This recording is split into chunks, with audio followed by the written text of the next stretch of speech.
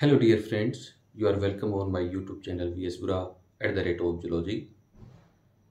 आज हम crossing over changes test cross ratio के बारे में पढ़ेंगे।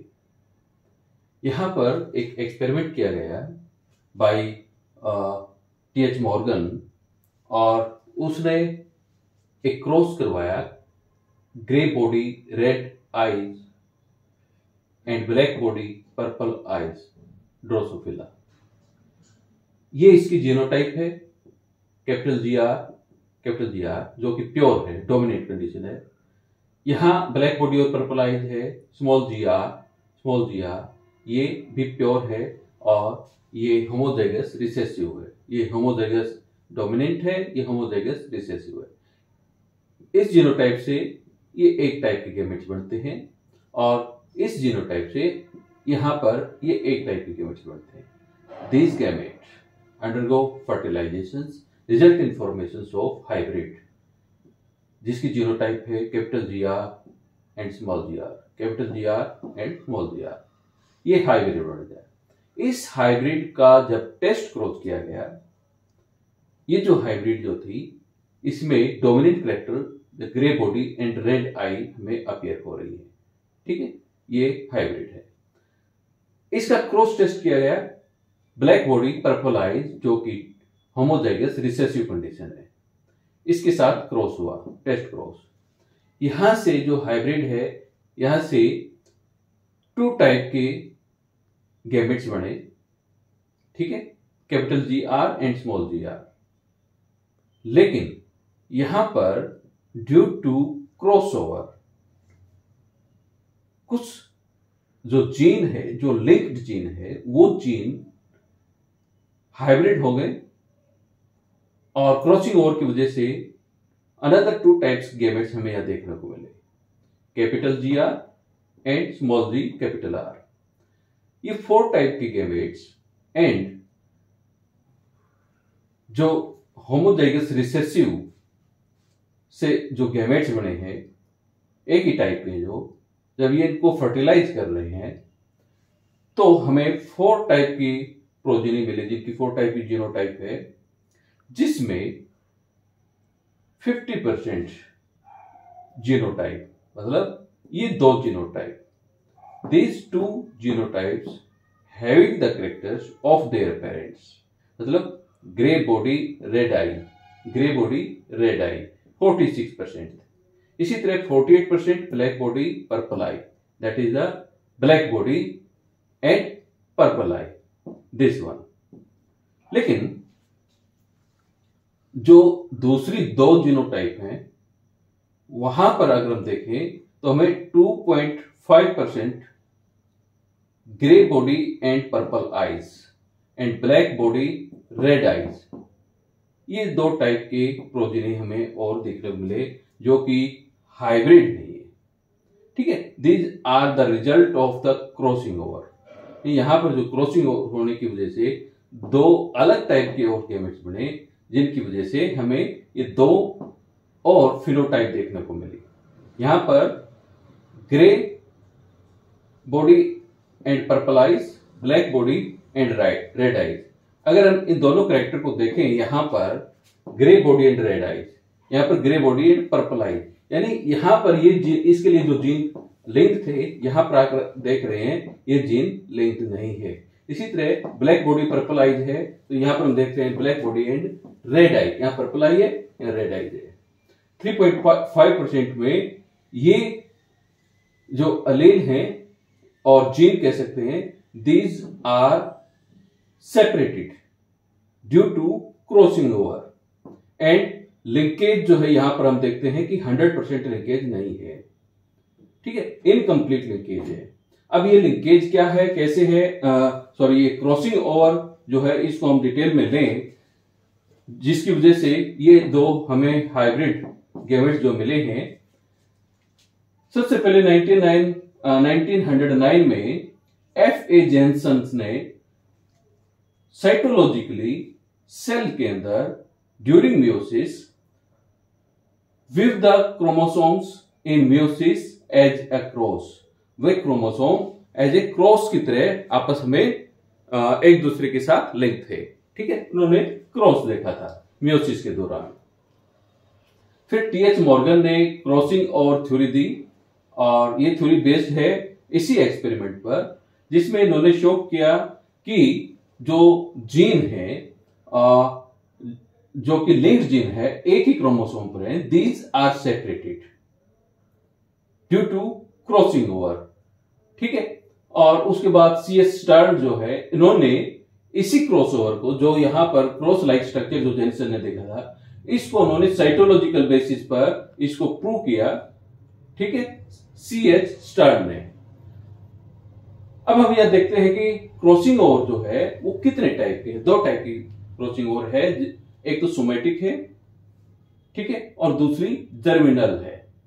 सोमेटिक जो माइटोसिस सेल्स के अंदर जो माइटोसिस के दौरान होती है, यानी माइटोटिक क्रॉसिंग ओवर के भी कह सकते हैं। एंड जर्मिनल जो है दिस वन, इसको हम मियोटिक क्रॉसिंग ओवर भी कह सकते हैं।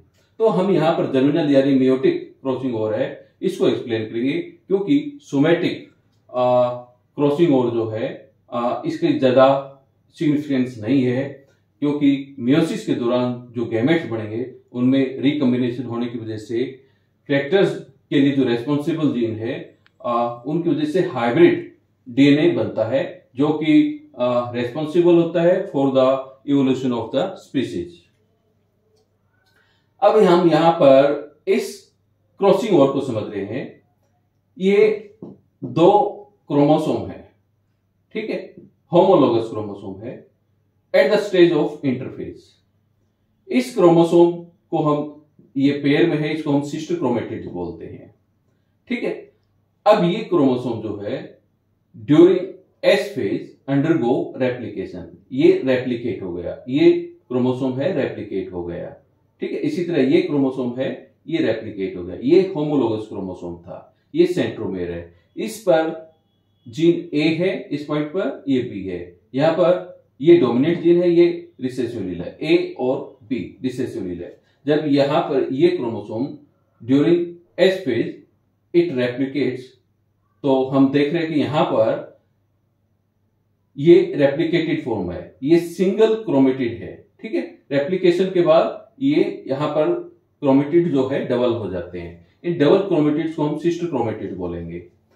ये होमोलोगस क्रोमोसोम है। Overall this one it is homologous chromosome at the before the replication during interphase. Interphase के दौरान ये क्रोमोसोम जो है होमोलोगस पेयर है, अभी रेप्लिकेट नहीं हुआ है, लेकिन ये रेप्लिकेट हो चुका है। ये वाला यहां पर है। ठीक है, अब यहां पर ये क्रोमोसोम जो है दीज आर रैंडमली प्रेजेंट।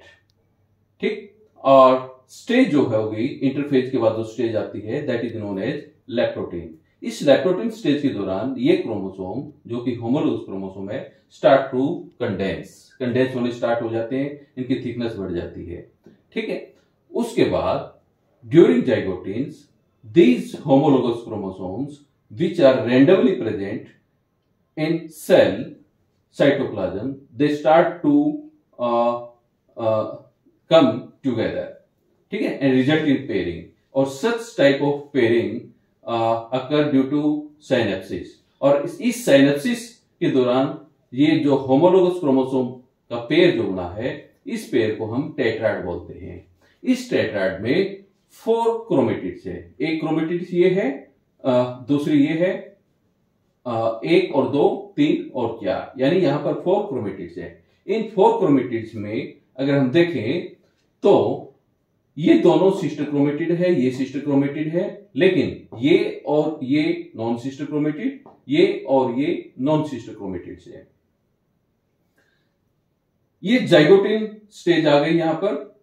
ठीक, जाइगोटिन स्टेज के बाद जो कि मियोसिस प्रोफेज की 5 स्टेज है।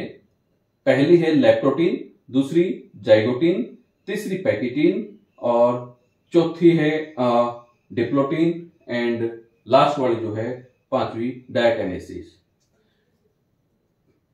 तो यहां पर स्टार्टिंग की वाली जो फेज है दैट इज लैप्टोटीन। लैप्टोटीन में ये क्रोमोसोम जो कंडेंस होने स्टार्ट हो जाते हैं, जाइगोटिल में इनकी पेयरिंग स्टार्ट हो जाती है।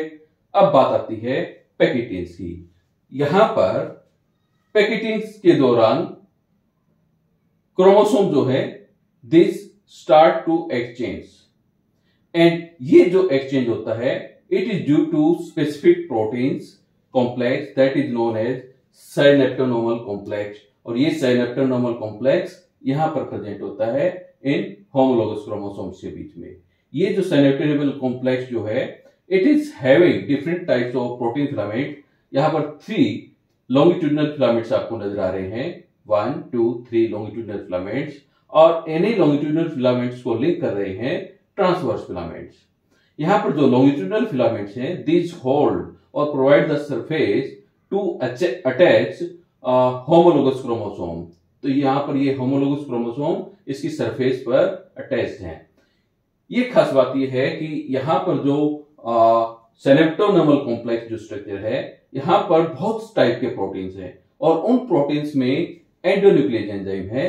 Such endonuclease enzyme is responsible for a nick in the chromatids. जैसे सपोज यहां पर इसमें यहां पर एक निक लगा हुआ है, कट लगा हुआ है, दूसरा ब्रैकेट यहां पर है, ठीक है। ये किसकी वजह से है? एंडोन्यूक्लियस की वजह से है। तो ये endonuclease enzyme results in nick at a particular site, ठीक। अब ये जो सेगमेंट जो यहां पर बने हैं क्रोमोसोम्स के, these segments of chromosomes undergo exchange. यहां पर ये एक्सचेंज हो रहे हैं और एक्सचेंज होने के बाद जो कट लगे थे अगेन रीयूनाइट।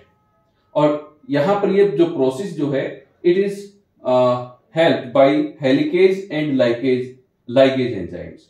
तो endonuclease, helicase, ligase enzymes these are the parts of synaptonemal complex. और ये साइनेप्टोनोमल कॉम्प्लेक्स जो है 2 होमोलोगस क्रोमोसोम्स के बीच में प्रेजेंट है।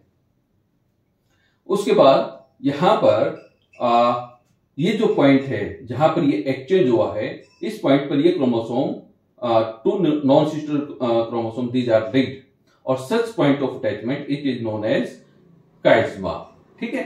और इसके बाद स्टेज आती है डिप्लोटिन। डिप्लोटिन स्टेज के दौरान ये होमोलोगस क्रोमोसोम्स सेपरेट हो जाते हैं due to degradation of this synaptonemal complex. ये साइनेप्टोनोमल कॉम्प्लेक्स जो है डिस्पेयर हो जाता है। उसके बाद ये होमोलोगस क्रोमोसोम है उन्हीं पॉइंट्स पर एक दूसरे के साथ अटैच होते हुए दिखाई देंगे जहां पर ये क्रॉसिंग ओवर हुई है। अब ये क्रॉसिंग ओवर जो है एक ही साइड पर नहीं है, मल्टीपल साइड्स पर है, ठीक है।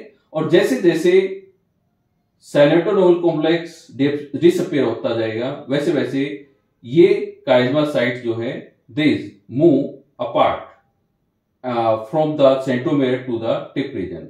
और इस प्रोसेस को हम क्या बोलते हैं? टर्मिनलाइजेशन। ये जो पॉइंट जो है काइस्मा पॉइंट जो है दिस स्टार्ट टू अनजिप, ठीक है। जिस तरह से जिप जो है सेपरेट होती है, सेम इसी तरह से ये दोनों लिंक जो है यहां पर सेपरेट होते जाएंगे और काइस्मा जो है सबसे पहले सेंट्रोमेयर के पास जो काइस्मा है वो सेपरेट होगा। उसके बाद धीरे धीरे जो एंड पॉइंट पर यहां पर टर्मिनल एंड पॉइंट पर यहां पर काइस्मा जो है वो सेपरेट हो जाएगा। तो इस तरह का जो प्रोसेस है काइस्मा सेपरेशन का, just like zip chain, it is known as terminalization. और at the end of diagnosis यहां पर हम लास्ट में देखते हैं कि ये जो क्रोमोसोम के सेगमेंट जो है दीज आर अल्टीमेटली एक्सचेंज्ड, ठीक है। जिनमें से 50% पैरेंटल, दिस वन ये पैरेंटल टाइप का क्रोमोसोम है, and 2 are recombinant chromosome. This 2 type of recombinant DNA और chromosomes are responsible for the separation of the enzyme gene. This one A और B dominate है, इसका रेप्लिकेशन से हमें यहां पर ए और बी मिलना चाहिए, लेकिन ये ए पार्ट जो है it is replaced by this recessive segments जो कि दूसरे क्रोमोसोम पर प्रेजेंट है, यानी नॉन सिस्टर क्रोमोसोम पर प्रेजेंट है। यहां से ये इसके साथ एक्सचेंज हो जाता है, ठीक है।